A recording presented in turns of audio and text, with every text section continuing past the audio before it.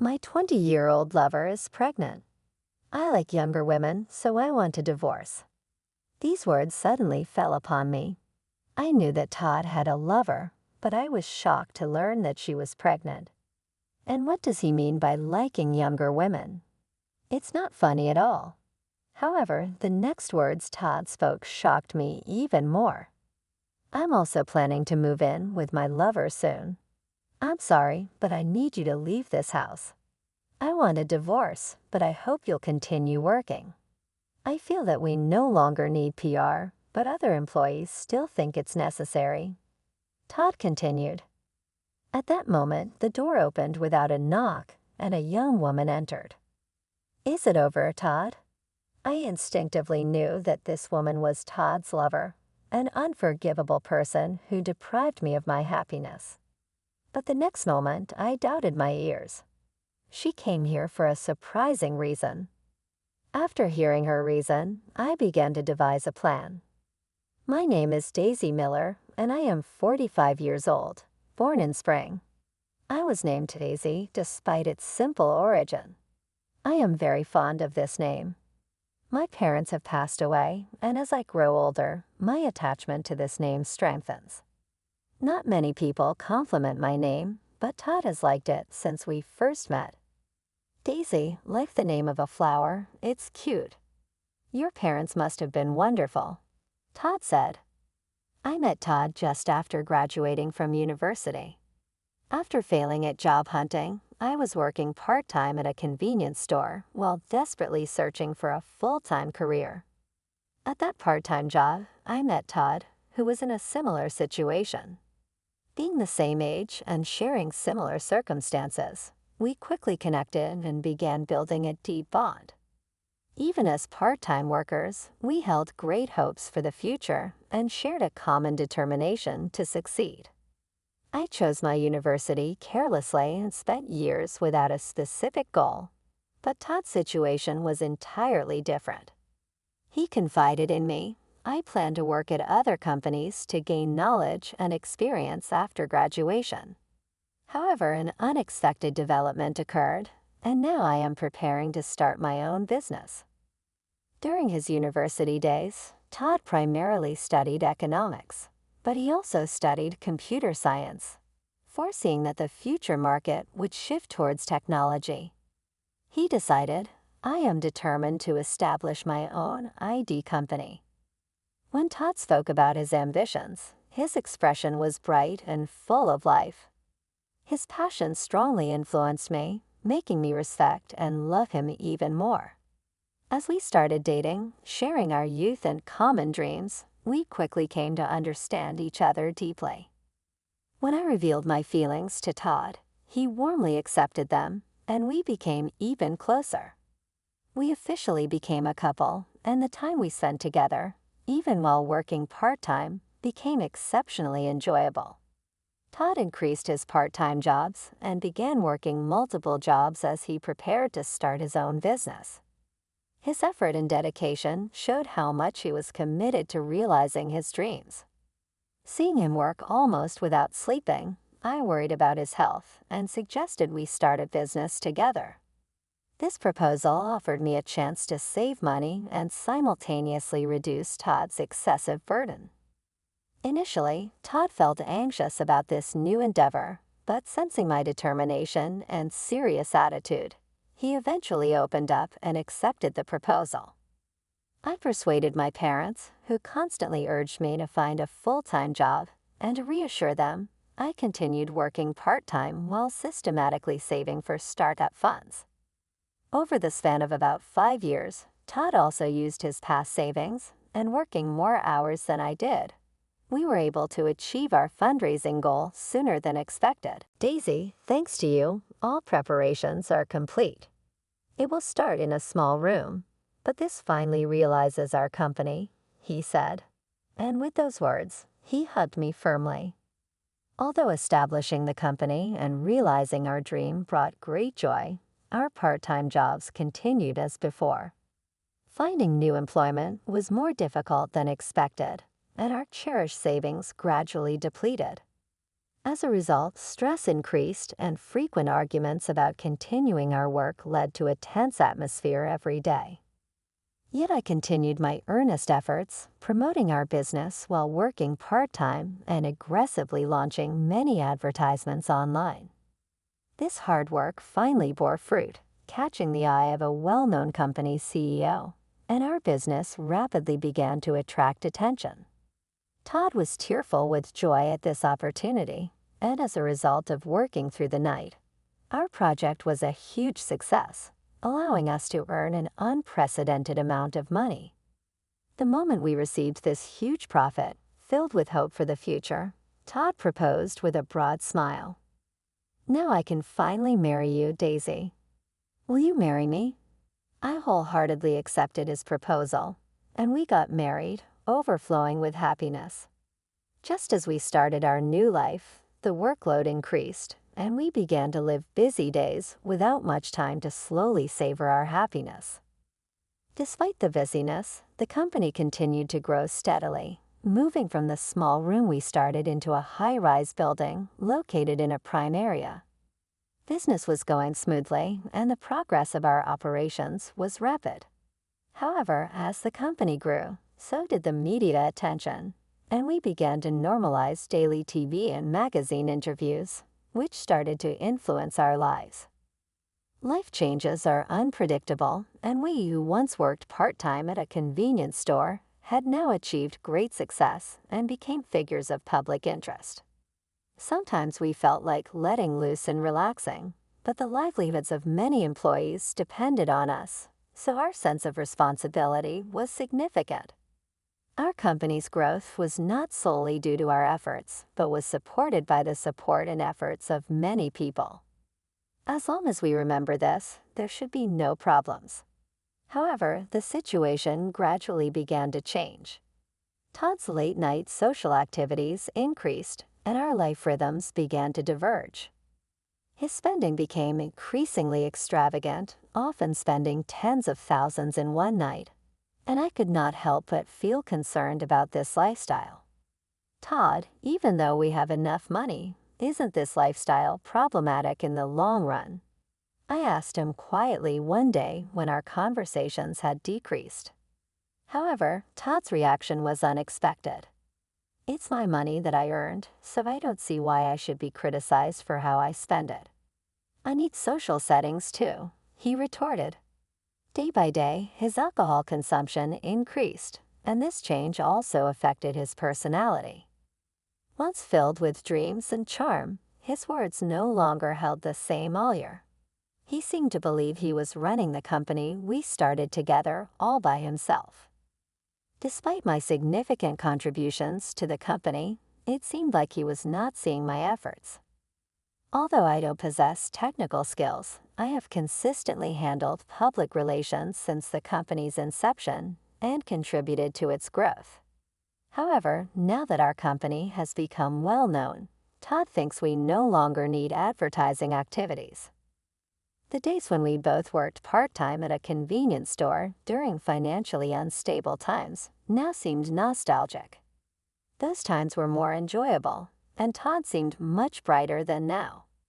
Those memories gradually began to dominate my thoughts recently.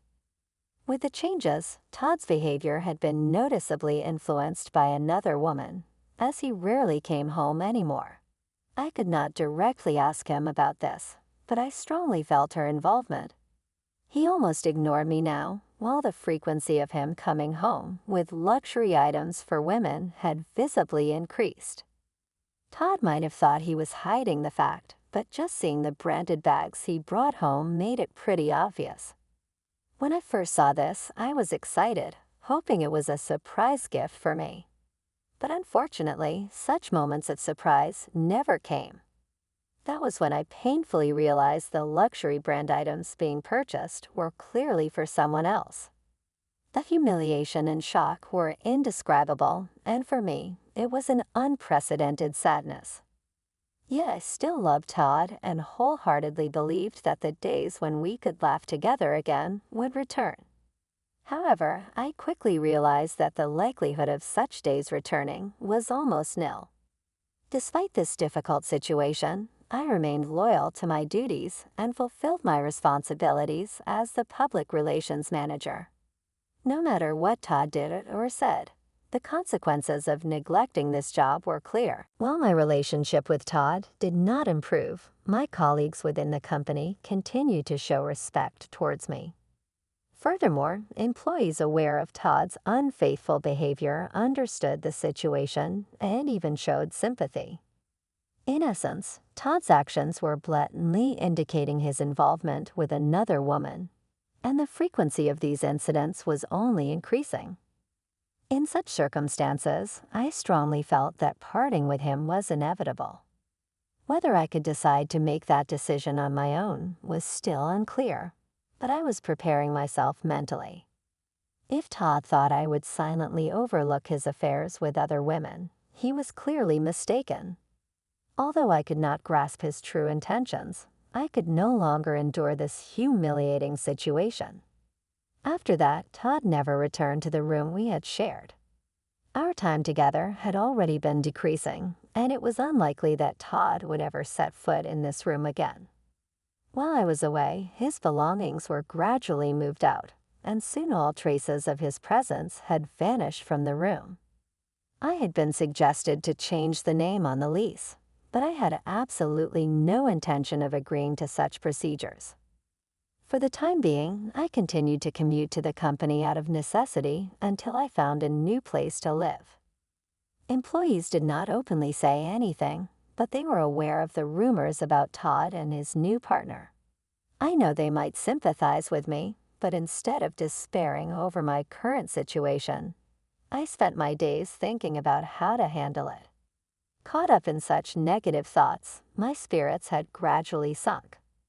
One day, out of the blue, Todd told me my 20-year-old lover is pregnant. I like younger women, so I want a divorce. I was aware that Todd had a lover, but I was shocked to learn she was pregnant. And what does he mean by liking younger women? It's not funny at all. Those words suddenly filled my head. There was so much more I truly wanted to say. However, I was dumbfounded by the words Todd chose. I had never imagined he could be so shallow. Is he even sane? Is this how you say goodbye to a partner with whom you've worked for many years? I have dedicated my life to making his dreams come true, yet to be discarded so easily. However, the next words Todd spoke shocked me even more. I'm also planning to move in with my lover soon. I'm sorry, but I need you to leave this house. I want a divorce, but I hope you'll continue working. I feel that we no longer need PR, but other employees still think it's necessary. Todd continued, now that it has come to this, I'll pay some alimony. Let's avoid any trouble from here on out, shall we? It'll be difficult for you to find a job at your age. Todd condescendingly assumed I had nowhere to go. Yes, the divorce papers. I'm quitting my job, as Todd made various excuses. I threw the divorce papers at him. He looked incredulous as I sat in front of him, having wanted the divorce himself. Todd looked displeased at my eerie smile. What, you should take responsibility and continue working. Todd was confident that the company would function without me. But after strong appeals from the employees, it became clear that my departure would harm the company. Even though I was determined to divorce, Todd implied that I shouldn't quit my job. He thought everything would go his way, but he couldn't hide his surprise when I cheerfully said, I'm quitting my job. Wait, do you understand what you're saying? Are you planning to take a break? That would be fine, but you can't just do as you please. There was still no sign of panic on Todd's face. It seemed he thought I had blurted out something strange in my shock. That's impossible because that woman... At that moment, the door opened without a knock, and a young woman entered. Is it over, Todd?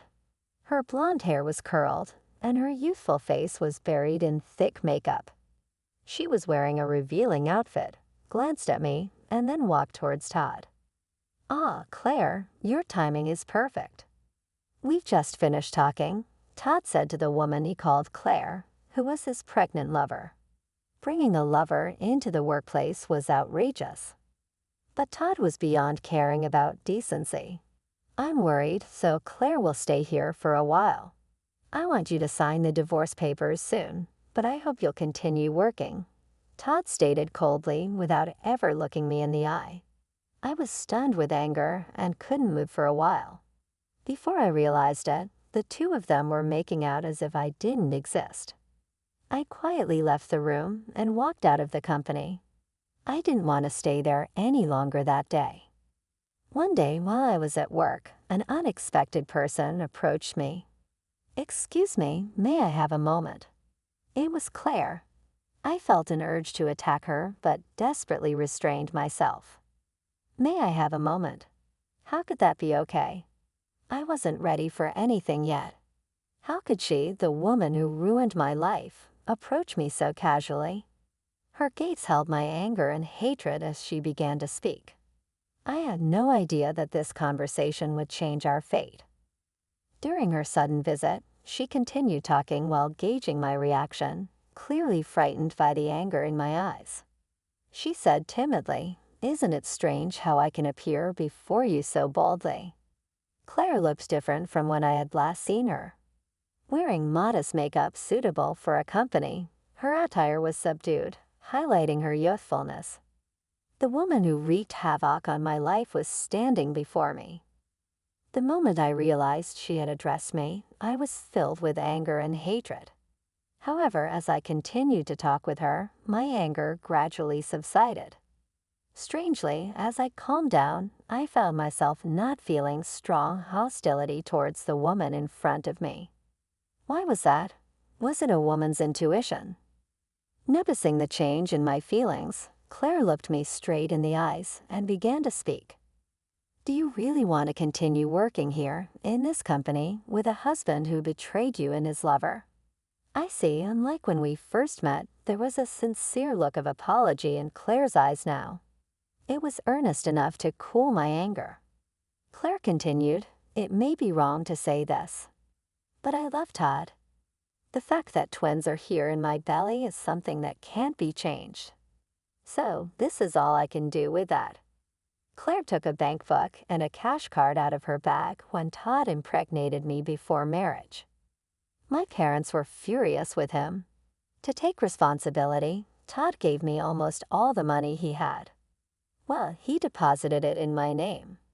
By this point, I understood what Claire was trying to say. Todd told my parents that he would transfer all his money to me.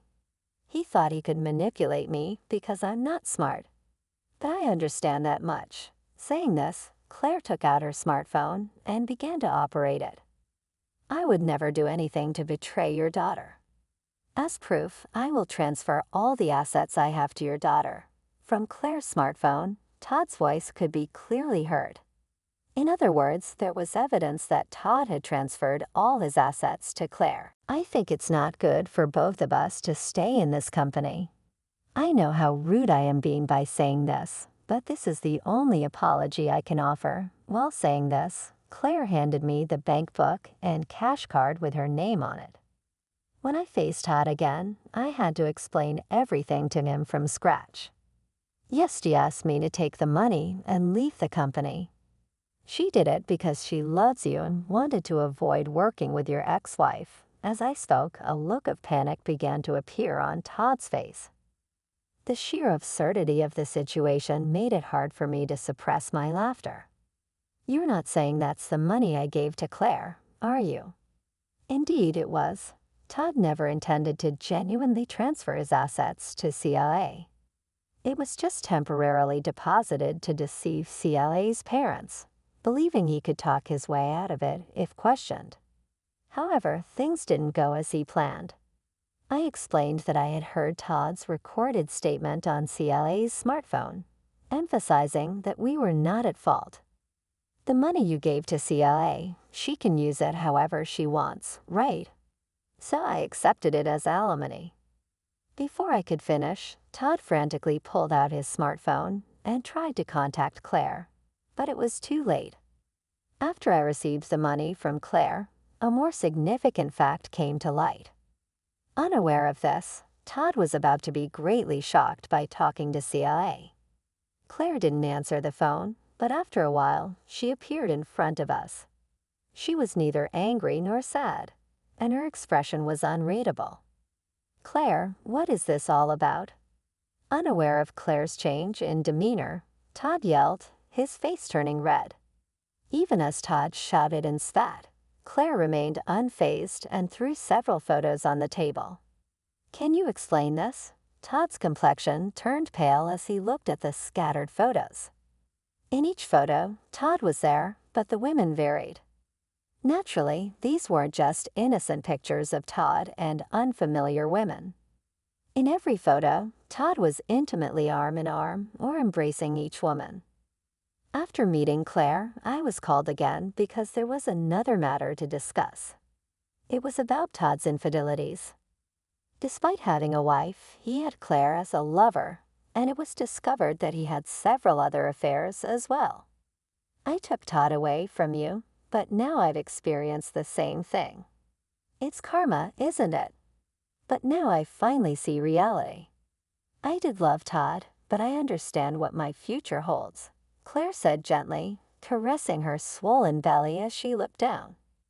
Having finished my role, I was abruptly told by Todd that we would divorce, and I witnessed that scene. Claire understands what is going to happen to her now. It's unfortunate, but that's the kind of person Todd is. "You're still young, you can start over." Somehow I found myself sympathizing with Claire, the lover I should have hated. She might have stolen my happiness, but now she is a fellow victim. Fundamentally, Todd is the one at fault.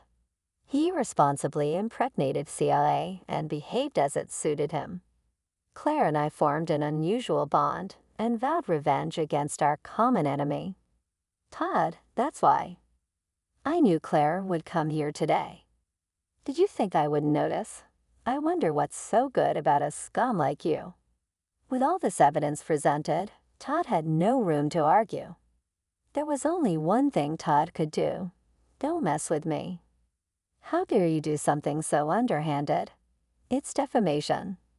Give back the money I entrusted. That's all he could do. Irrationally shout in anger. Do you remember saying clearly in front of this child, "I will transfer it to your daughter," and now you demand a refund? Truly, you are a disgraceful man. There was no mistake in my words. Without the strength to retort, Todd just stomped his feet furiously on the spot.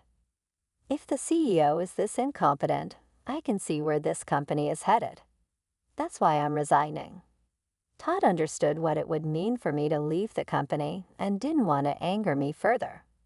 His anger gradually shifted to Claire and this fraudster. "You approached me from the start with money in mind." Todd stood up visibly angry. However, Claire remained composed. "Really, such a worthless man. I considered forgiving you if you showed remorse for the sake of the child I'm carrying. But I'm thoroughly tired of you now." With those words, Claire removed a ring that Todd seemed to have given her. "There's no way I'd marry you. I refuse." Then she violently threw the ring at Todd. Todd stood frozen, just staring blankly at Claire. "Pathetic, you understand, don't you, that this isn't the end?" When I said this meaningfully, Todd exploded in anger. "Are you threatening me? The luxurious life we've had until now was thanks to me." This situation looked pitiful. I felt an urgent desire to sever ties with him completely. Just to make it clear, this company's growth is not thanks to you. Remember what would have happened if you had continued working part-time. When faced with the truth, Todd's face turned even redder. Really pathetic, incapable of anything but womanizing. "If you think you're so competent, stop depending on your wife," Claire said mockingly and left the scene. "Soon you'll be ridiculed by everyone. No one will see you for who you really are. A truly miserable life awaits you." With those parting words, I followed Claire. Though she acted tough, Claire was pregnant. We were no longer enemies. Wait a minute. I caught up with Claire just as she was leaving the company building. Hearing my voice, Claire turned around, tears streaming down her face. Even now, Claire said this, and I handed back the bank book and cash card that she had given me earlier. "This belongs to you. I shouldn't have it." As I refused, Claire gently pushed my hand back. "I cannot accept that. This is a gift from me to you." I had felt from the beginning when she handed me the bank book that Claire truly loved Todd. It might be needed in the future, but for her, it's just a piece of paper. "Now then, please accept at least half. Even if we go to court, Todd no longer has any money left, so consider this as alimony. Don't you think it's the best for both of us?" At my suggestion, Claire returned a smile. Although there was evidence of ownership, I hired a lawyer to double-check and consider the distribution of these funds. "Let's seek as much alimony as possible." Beyond this money, at my words, Claire nodded firmly. A few days later, I decided to resign from the company. I felt sorry for the employees who supported me, but I couldn't endure any more humiliation. I think you all understand, but unfortunately, this company is unsustainable. It may seem irresponsible, but I have written letters of recommendation to a friend's company. I guarantee good treatment there. I thanked each employee that was involved in this situation. I promised to find them suitable new positions and provide support for their immediate living needs. Why? Todd was silent while listening to this. As one's reputation grows, so does the number of both good and bad occurrences. We were a couple frequently featured in the media as business owners. Therefore, Todd's scandal became a prime subject for the media. The source of this story was Claire. The affairs of a competent business owner who often appeared on TV, and the fact that he had impregnated another woman. As a result, the press surrounded the company. For a business owner where trust is everything, this scandal had a disastrous impact. The phone calls canceling business deals never stopped. Nuisance calls and complaints continued unabated. In this situation, Todd had virtually no right to complain. Fearing a rebellion from the employees, Todd obediently left the cleanup to me. "It's over no matter what," I said to Todd. His eyes were empty, and he just repeated the same words. This is all self-inflicted, truly pitiful. Even as I condemned him, all he could do was apologize. The savings we built together, the days we worked tirelessly without rest, we never imagined that such efforts could vanish so effortlessly. Todd is probably reflecting on his actions for the first time in this situation, thinking that we should have continued to encourage each other. If we could go back, lately I have been thinking about this, but there is no use dwelling on someone else's past actions. Now I focus on what I can do and work to help those affected return to their normal lives. Todd, burdened with massive debt, was of no help at all. Currently, he is unable to handle anything and is holed up in an office room. Moreover, it has come to light that there were other women involved with Todd, not just Claire. These women were causing a daily commotion in front of the company, with the media making various claims. Obviously, their intention to extract considerable alimony from Todd was clear. According to Claire, all the savings Todd had hidden were used up for alimony to his lovers. Todd has literally become penniless, a shadow of his former self, and was in a very tragic state. He was mentally unstable and unable to hold a normal conversation. As time passed, Todd's reputation did not recover, and it would be difficult for him to find work in the future. The price he had to pay for toying with people's emotions was exceedingly high. Thinking about the chaos Todd will face in the future was terrifying. I calmly observed this situation and fulfilled the remaining duties. Soon after, as I had predicted, the company went bankrupt. Our hard-built business ended in this way. As promised, the former employees received appropriate compensation. As for myself, thanks to the funds shared with Claire, I should be able to live comfortably for a while.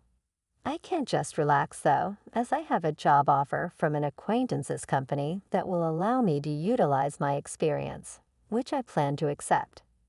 In fact, despite Todd's warning that it would be difficult to change jobs at my age, another person encouraged me, contradicting him.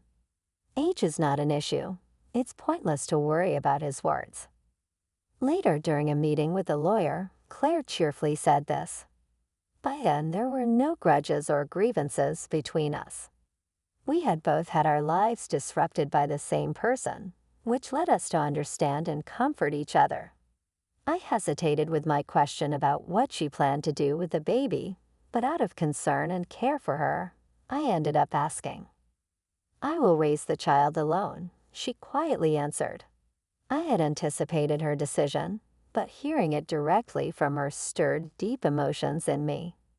Claire's parents, who had been furious upon learning of her pregnancy and Todd's involvement, learned the truth through the news and decided to offer their support. Their hearts swirled with anger towards Todd for hurting their beloved daughter, but that anger was not directed at Claire. We squeezed quite a lot of money out of him, Claire said with a broad smile. Her words showed how much she had overcome her past with Todd and was now confidently moving towards a new future. While not everything had settled perfectly, Claire and I were certainly starting new lives as we embarked on new paths. Todd remained unable to free himself from his past.